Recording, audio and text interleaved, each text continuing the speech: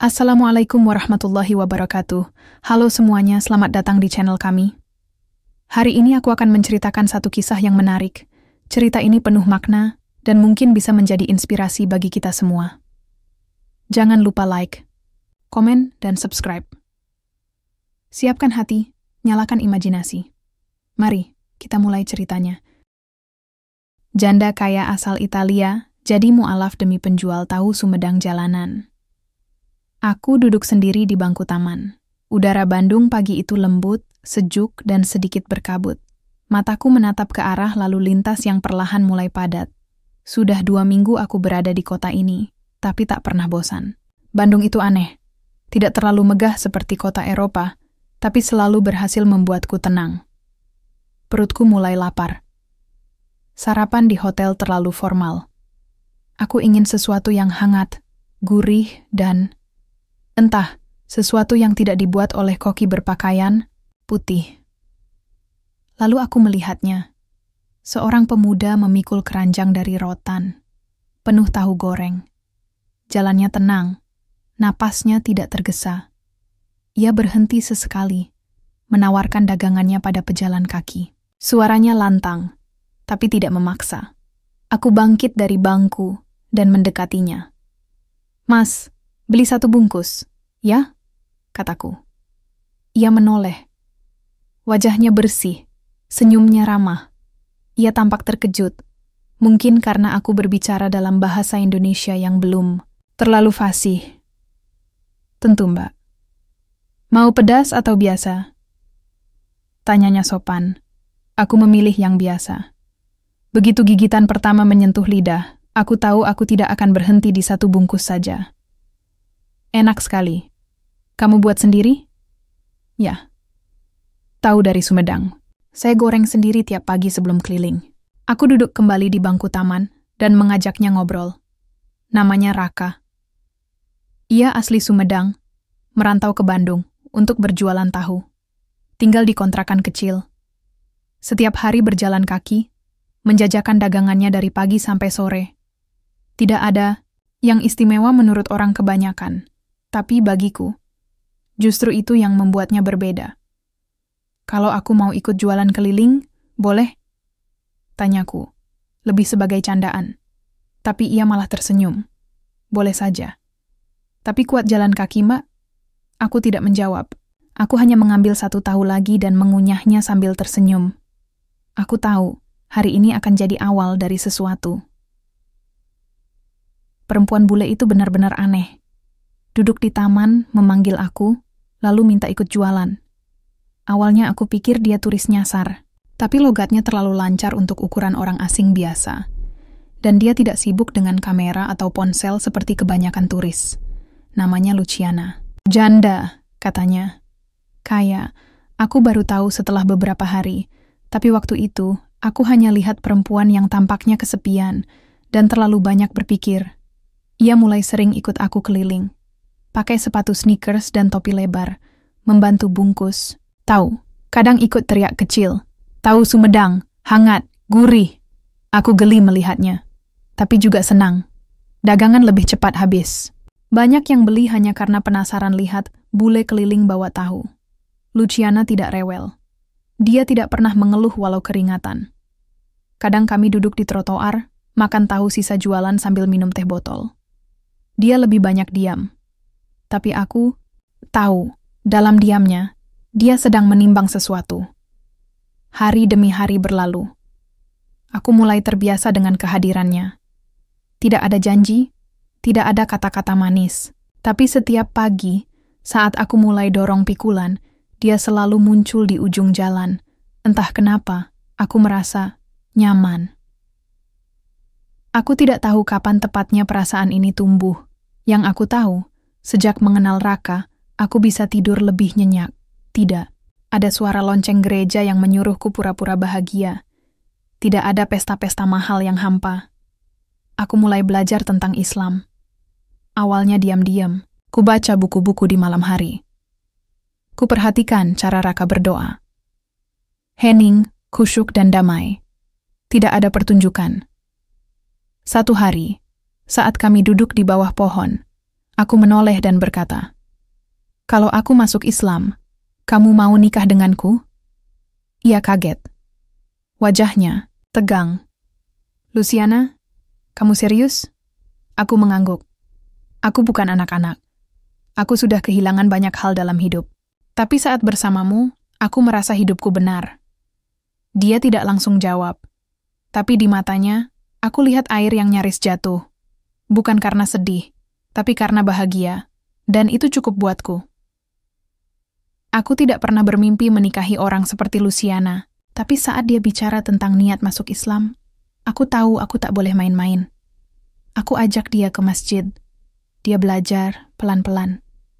Saat dia mengucap 2 kalimat syahadat, aku menangis. Bukan karena dia berubah, tapi karena dia memilih jalan yang penuh perjuangan. Kami menikah sederhana, tanpa pesta, tanpa undangan, hanya doa dan secarik akad. Tak lama, kami bersiap pindah ke Italia. Katanya, dia ingin memperkenalkan tahu Sumedang ke kotanya dan membuka restoran spaghetti halal di pasar lokal. Aku hanya tertawa waktu itu. Tahu Sumedang di Italia? Siapa yang mau beli? Tapi dia yakin. Dan aku ikut. Sebab aku tahu, hidup ini bukan tentang tempat atau harta, tapi tentang siapa yang berjalan bersamamu. Aku membawa Raka pulang ke tempat asalku, Italia. Kota kecil di utara, tak jauh dari Milan. Disinilah aku lahir, besar, dan akhirnya menjadi janda. Rumah warisan keluarga berdiri megah, lengkap dengan kebun anggur di belakang. Tapi sejak orang tuaku meninggal, rumah itu terasa kosong. Kini, untuk pertama kalinya dalam bertahun-tahun, rumah ini terasa hangat. Raka agak kikuk saat pertama kali tiba. Ia tidak terbiasa tidur di ranjang empuk atau makan di ruang makan dengan lampu kristal. Tapi dia tidak mengeluh. Dia selalu bilang, "Selama kamu ada, aku betah." Aku tahu, meski ia terlihat tenang, sebenarnya dia khawatir. Bahasa, budaya, makanan, semuanya asing baginya. Maka, aku tidak ingin menundanya lama-lama. Kami mulai rancang usaha, jualan tahu Sumedang. Aku tahu terdengar aneh, bahkan untuk orang Italia. Tapi aku percaya, rasa tidak pernah bohong. Kami menyewa ruko kecil di pasar tradisional. Letaknya strategis, dekat jalur pejalan kaki. Toko-toko di sekitar menjual roti, keju, dan kopi. Kami hanya satu-satunya yang menjual tahu goreng. Raka mulai uji coba membuat tahu. Aku bantu menyiapkan bahan, meski aku masih belum paham cara menggoreng tanpa minyak muncrat. Kami sepakat, tahu diberi sentuhan lokal, sambal cabai merah dengan minyak zaitun. Hari pertama buka, hanya 2 orang mampir. Mereka bertanya ini makanan apa. Lalu pergi. Hari kedua, 3 orang. 1 beli, tapi langsung pergi setelah mencicipi. Hari ketiga kosong. Tak satu pun datang. Aku mulai gelisah. Raka tetap tenang, walau aku bisa lihat dia sering diam menatap wajan kosong. Kalau memang tidak laku, kita jual spaghetti saja, kataku. Tapi dia menggeleng. Kita belum kalah. Kita baru mulai. Berjualan di Bandung jauh lebih gampang. Orang sudah kenal tahu Sumedang. Di sini, di Italia, orang lihat tahu seperti barang aneh. Bentuknya tidak menarik, baunya asing, apalagi digoreng. Mereka lebih akrab dengan pasta dan pizza. Tapi aku tidak mau menyerah. Setiap pagi aku datang lebih awal, mulai goreng tahu. Kadang Luciana bantu bungkus, kadang dia ke pasar beli sayur dan bumbu. Wajahnya selalu ceria, walau aku tahu dia juga cemas. Dia sudah korbankan banyak hal untuk ikut aku. Aku tidak boleh mengecewakannya. Hari keempat, datang sekelompok anak muda. Mereka sedang kuliah di kota ini. 2 di antaranya pernah ke Indonesia. Mereka kaget lihat tahu Sumedang di sini. Mereka beli 5 bungkus. 1 bungkus mereka rekam dan unggah ke media sosial. Luciana tertawa kecil saat menontonnya. Kalau video ini viral, kita bisa buka cabang, candanya. Aku tidak mengerti soal viral-viral itu. Tapi 1 minggu setelahnya, orang mulai datang. Beberapa dari kota sebelah. Mereka penasaran. Ada yang datang hanya untuk foto, Ada yang benar-benar suka tahu goreng dan sambalnya. Pagi jadi lebih sibuk. Gorengan selalu habis sebelum sore. Luciana mulai sibuk atur stok bahan, catat pembukuan, bahkan rekrut satu pegawai. Namanya Alessia. Dia bisa bantu urus kasir, katanya. Aku hanya angguk. Aku belum fasih bahasa Italia. Tapi aku pelajari, sedikit-sedikit. Setiap malam Luciana ajari aku. Aku ulangi kata-kata sederhana, seperti buongiorno atau grazie. Dia tertawa setiap kali aku salah ucap. Raka, kamu harus bisa bahasa mereka. Kita tinggal di sini sekarang. Aku tidak menolak, aku belajar. Karena aku tahu, ini bukan cuma tentang jualan tahu. Ini tentang hidup baru, tentang masa depan kami berdua. Restoran kecil kami mulai dikenal. Aku tidak menyangka tahu Sumedang bisa membuat orang antre. Bahkan ada surat kabar lokal yang menulis tentang kami. Pasangan unik, wanita Italia dan suami Muslim asal Indonesia menjual tahu goreng di jantung kota. Aku tunjukkan artikel itu ke Raka. Dia tersenyum bangga. Tahu juga bisa terkenal ya. Aku memeluknya. Di saat banyak orang mengejar kekayaan dengan cara instan, Raka mengajarkanku satu hal. Sabar dan tulus tidak pernah gagal. Mungkin lambat, tapi pasti. Kami tidak hidup mewah, tapi kami hidup dengan damai. Rumah ini tidak lagi kosong, toko ini tidak lagi sepi, dan hidupku tidak lagi sunyi. Hari-hari kami makin sibuk. Tahu Sumedang buatan Raka makin dikenal. Orang mulai menyebutnya tofu misterioso. Tahu misterius. Aku tak tahu siapa yang pertama kali memberi nama itu, tapi jelas membantu penjualan. 1 bulan setelah ruko pertama, ramai. Kami sewa satu tempat lagi di ujung pasar. Aku bantu desain interiornya. Lebih bersih, modern, dan sedikit sentuhan Indonesia. Kami pasang foto pemandangan Gunung Tangkuban Perahu di dinding, juga rak kecil berisi rempah-rempah dan sambal botolan buatan kami sendiri. Namun, ada sesuatu yang mengusikku. Sejak pagi hingga sore, aku sibuk di kedai tahu bersama Raka. Tapi, ada satu hal yang perlahan hilang. Duniaku sendiri. Aku dulu punya restoran spaghetti di pusat kota. Kini, restoran itu mangkrak. Aku jarang ke sana. Dulu ada 5 pegawai, sekarang tinggal 2. Suatu malam aku bicara pada Raka. Bagaimana kalau aku mulai aktif lagi di restoran? Dia menatapku, diam sebentar, lalu mengangguk. Kamu harus, itu bagian dari hidupmu juga. Aku lega. Bukan karena diizinkan, tapi karena dia mengerti. Esok harinya aku kembali ke restoran. Banyak yang perlu diperbaiki. Lampu gantung rusak, meja-meja berdebu, dan stok bahan makanan menipis. Tapi aku senang. Rasanya seperti pulang ke masa lalu. Malam itu aku masak spaghetti aglio e olio sendiri. Makan sendirian di meja paling belakang. Rasa lapar terbayar lunas oleh nostalgia. Luciana mulai jarang ke kedai. Dia kembali sibuk urus restoran spagettinya. Aku tidak keberatan. Aku tahu, dia merindukan dunia lamanya. Awalnya aku pikir aku bisa urus semua sendiri. Tapi ternyata tidak mudah. 2 cabang tahu, stok bahan, pegawai yang mulai seenaknya, dan pelanggan yang makin banyak. Aku mulai kewalahan. Suatu siang, seorang pria datang ke kedai. Tubuhnya tinggi besar, berjas, dan bau parfum menyengat. Namanya Matteo. Katanya dia pengusaha, restoran juga. Dia bilang tertarik kerjasama, ingin bantu buka cabang tahu Sumedang di Roma. Aku tidak langsung jawab.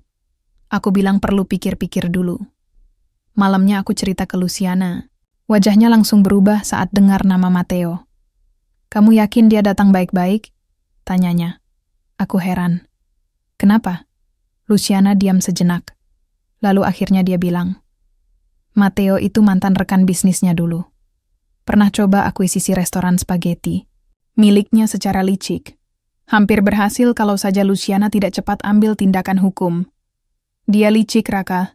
Manis di depan, menusuk dari belakang, ucapnya pelan. Aku mengangguk. Aku paham. Dunia bisnis memang keras. Aku bilang ke Luciana, aku akan tolak tawaran Matteo. Kami tidak butuh orang seperti itu. Aku lega Raka mendengarkanku. Tapi kekhawatiranku belum selesai. Beberapa hari setelah Matteo datang, tiba-tiba ada inspeksi mendadak dari otoritas pangan. Mereka periksa izin, kebersihan, dan standar produksi. Salah satu cabang kami sempat disegel karena dianggap tidak memenuhi syarat penyimpanan. Aku tahu ini bukan kebetulan. Matteo pasti main di belakang layar. Ini caranya balas dendam, gumamku, di mobil saat pulang. Raka tenang, tapi aku tahu dia jengkel. Dia mulai tidur lebih larut. Pagi-pagi sudah di dapur. Dia bersih-bersih, atur ulang sistem produksi, dan pastikan semua dokumen sesuai aturan. Dia tidak mau main kotor. Dia hadapi semuanya dengan kepala tegak. Aku bantu semampuku. Aku pinjam pengacara lamaku untuk bantu urus legalitas kedai. Aku juga ajak jurnalis lokal yang pernah mewawancarai kami dulu. Mereka kembali liput perjuangan, tahu Sumedang dari Indonesia di negeri pizza. Artikel itu viral lagi, bahkan lebih cepat dari sebelumnya. Aku tidak pernah suka ribut-ribut, tapi kali ini aku merasa harus bicara. Aku datang ke restoran milik Matteo. Kutemui dia langsung di sana. Aku tahu kamu main belakang, kataku pelan tapi tegas. Dia tertawa kecil. Ini hanya dunia bisnis, anak muda. Kamu harus belajar lebih banyak. Aku menatap matanya. Aku tidak butuh pelajaran dari orang yang menjatuhkan orang lain. Lalu aku pergi. Tak ada adu fisik, tak ada makian. Tapi sejak hari itu, dia tidak ganggu lagi. Kedai yang disegel dibuka kembali, dan pengunjung justru makin banyak. Di tengah semua kekacauan itu, ada satu pelajaran besar buatku. Hidup ini seperti dagang. Ada saat ramai, ada saat sepi. Ada pelanggan baik, ada juga yang datang hanya untuk menjatuhkan. Tapi selama niat kita tulus, hasil tidak akan mengkhianati usaha. Dan Raka, lelaki sederhana dari Sumedang itu, mengajarkanku lebih banyak daripada buku bisnis manapun. Kesabaran, kejujuran, dan keberanian. Semua itu lebih berharga daripada sekadar modal uang. Kini aku kembali aktif di restoran spaghetti. Raka fokus di kedai tahu. Tapi setiap malam kami duduk bersama, makan sambil cerita. Kadang tentang pelanggan yang cerewet, kadang tentang mimpi buka kedai di negara lain. Dan di tengah-tengah tawa kami, aku sadar, hidup sederhana seperti ini lebih indah dari apapun yang pernah kupunya sebelumnya. Aku baru saja selesai membereskan rak-rak bumbu di kedai ketika seorang perempuan muda datang tergesa-gesa. Wajahnya merah karena udara dingin, dan tangannya gemetar memegang brosur. Signore, saya mahasiswa Indonesia di sini. Teman-teman saya banyak yang rindu makanan tanah air. Bisa enggak Bapak buka booth kecil waktu festival kuliner minggu depan? Aku kaget. Festival? Di mana? Di lapangan depan universitas. Ada booth internasional. Ada dari India, Jepang, Turki. Kami ingin Indonesia juga ada. Tapi susah cari yang jual makanan khas seperti tahu. Aku menatap wajah penuh harap itu. Rasanya seperti melihat adikku sendiri. Aku langsung mengangguk. Tunggu, saya tanya istri. Saya dulu. Aku senang waktu Raka cerita soal festival itu. Justru aku yang semangat duluan. Ayo, kita coba. Sekalian promosi, kataku sambil membuka laptop. Aku langsung buat desain spanduk dan logo booth. Gambar tahu goreng ditusuk garpu, dengan latar bendera Indonesia dan Italia. Di bawahnya ada tulisan, Tofu Sumedang, Tradizione della Terra di Indonesia. Kami hanya diberi ruang kecil, setara meja kaki 5. Tapi kami anggap itu tantangan. Raka bangun jam 4 pagi. Dia goreng tahu dalam jumlah banyak. Aku bantu bungkus, siapkan saus sambal, dan minuman teh manis. 1 jam sebelum festival dimulai, kami sudah ada di lokasi. Mahasiswa dari berbagai negara mulai memenuhi lapangan. Suara musik, aroma makanan, dan aneka bahasa bercampur jadi satu.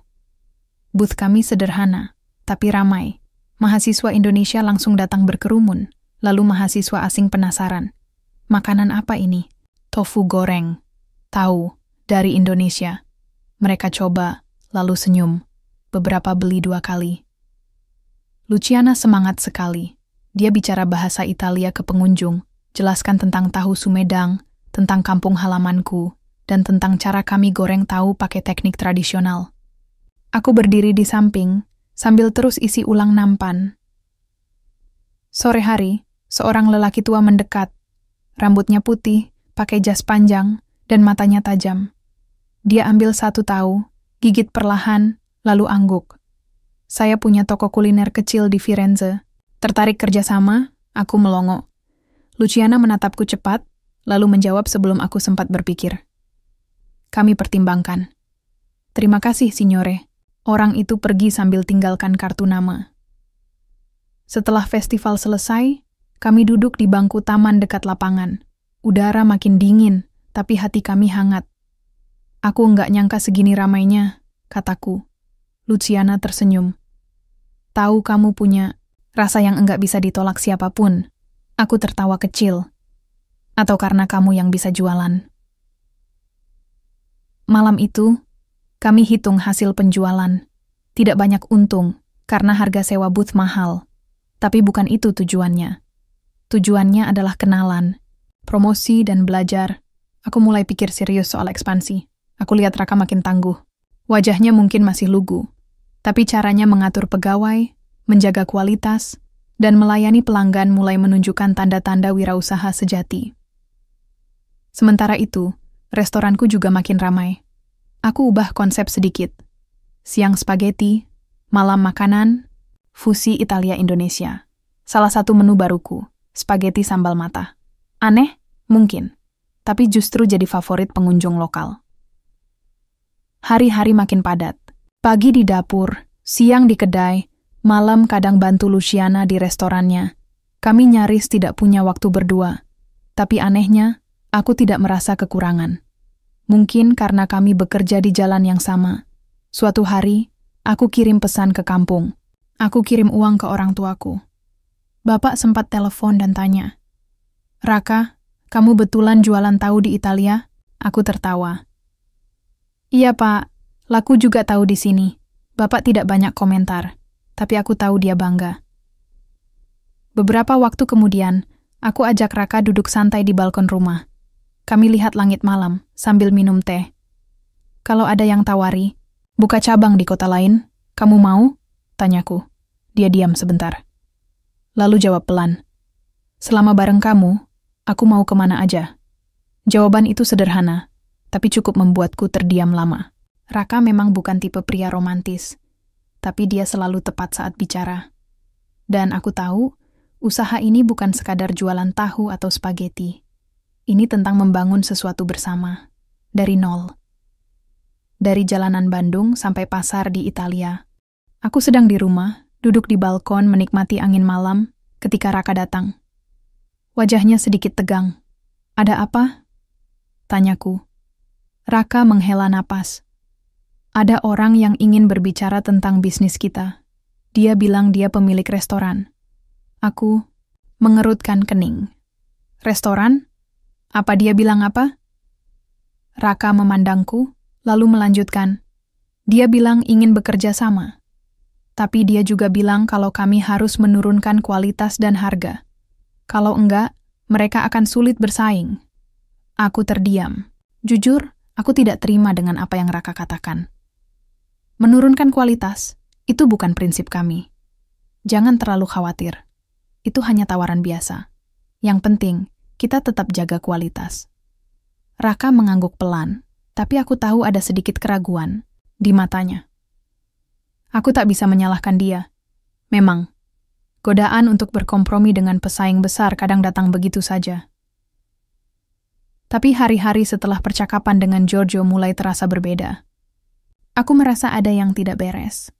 Giorgio semakin sering datang ke kedai kami, bahkan dia mulai memberitahu beberapa hal yang harus kami perbaiki.